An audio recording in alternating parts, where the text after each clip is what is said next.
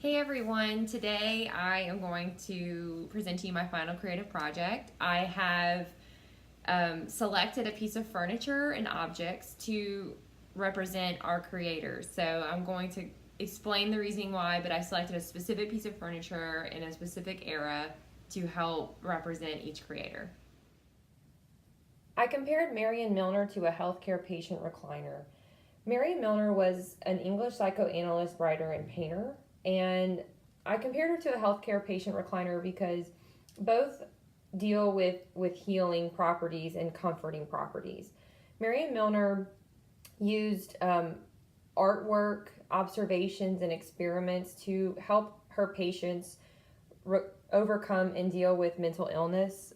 She used several different mediums as she just wanted to figure out the best way to help her patients. And the reason why I compared her to a healthcare recliner is a recliner as such as this one you would see normally in inpatient hospital rooms, physical recovery areas, and they offer a different position, such as the Trendelenburg position, which raises the legs above the head to help with blood circulation, or there's orthopedic support where it can help a patient recover after having a hip replacement.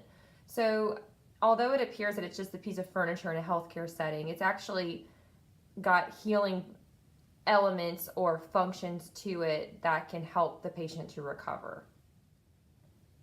I compared Peter Tchaikovsky to a Louis XIV desk era, a writing desk. Tchaikovsky was a Russian composer, most famously known for pieces that were in Swan Lake, The Nutcracker, Sleeping Beauty. He was a very serious composer. He was very dedicated. He was also a pleaser, from just researching him and his relationships and his dedication to anything that he committed himself to.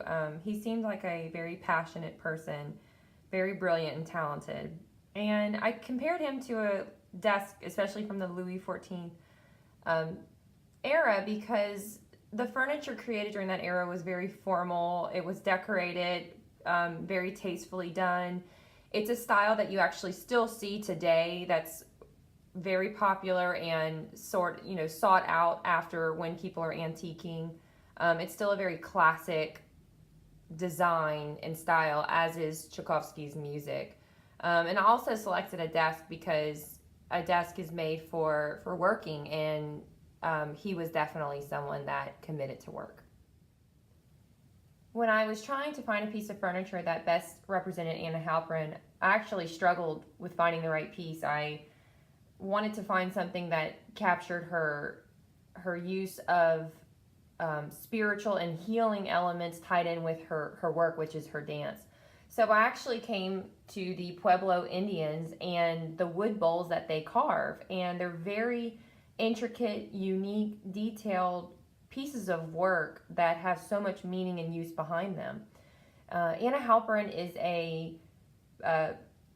pioneer to the dance and performance world in terms of postmodern dance. She incorporates a lot of spiritual elements and healing elements, as is tied in with a Pueblo Indian wood bowl. The craft that it takes to make these bowls is similar in the craft that Anna Halpern uses to create her dances, as she's using them for not only instruction but for healing properties, and she works with people to learn how to heal themselves through dancing.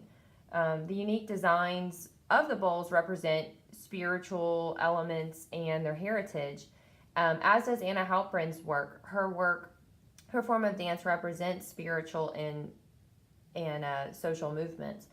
And one of the most important aspects of Anna Halpern in her life is that she used dance to heal herself from cancer.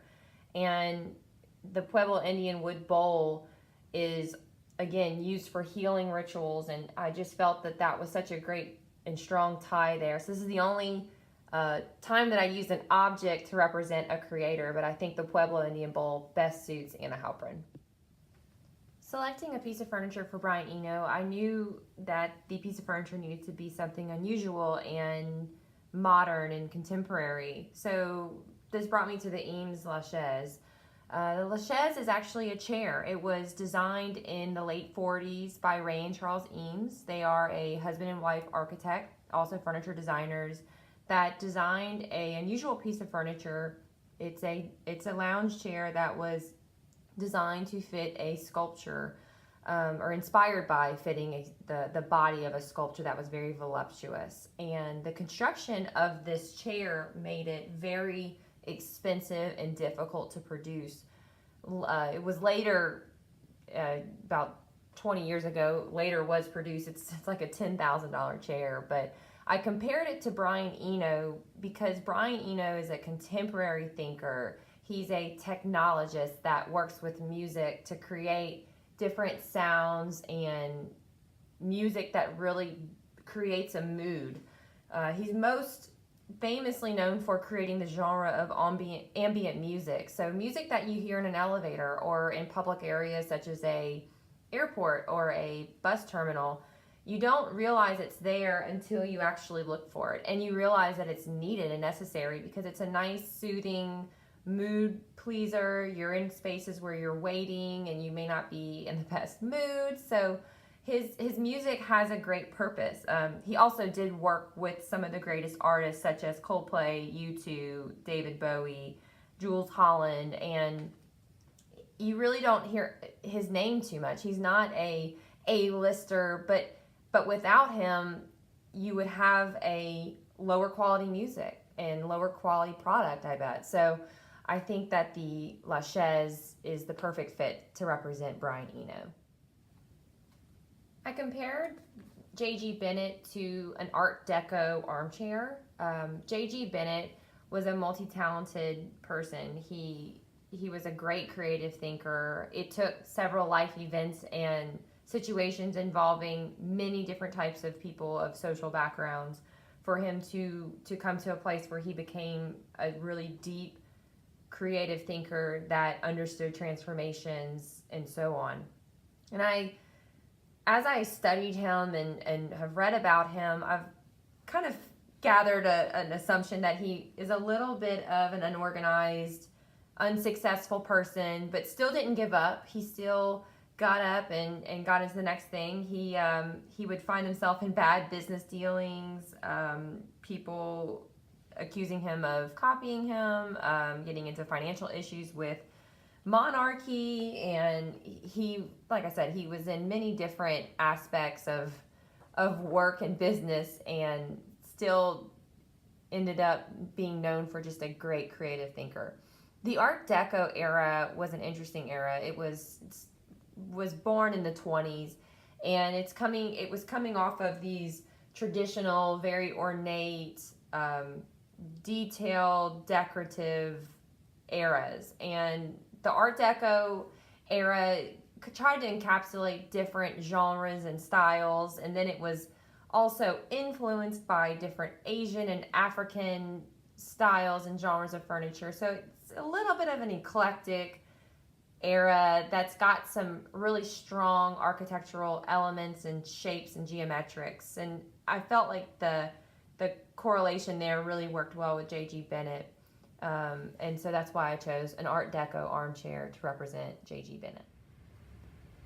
I selected the Restoration era to represent Matt Callahan. Matt Callahan is a musician, composer, and producer of music, but I think he would most want to be known for his work in activism. He is considered an activist.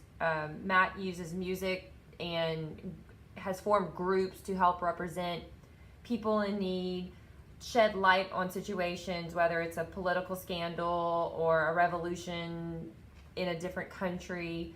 Matt used his music to shed light on that, and he has tried to create venues for others to come, as he is a collaborator and wants to work with other people to help share his passion for being an activist in any type of setting.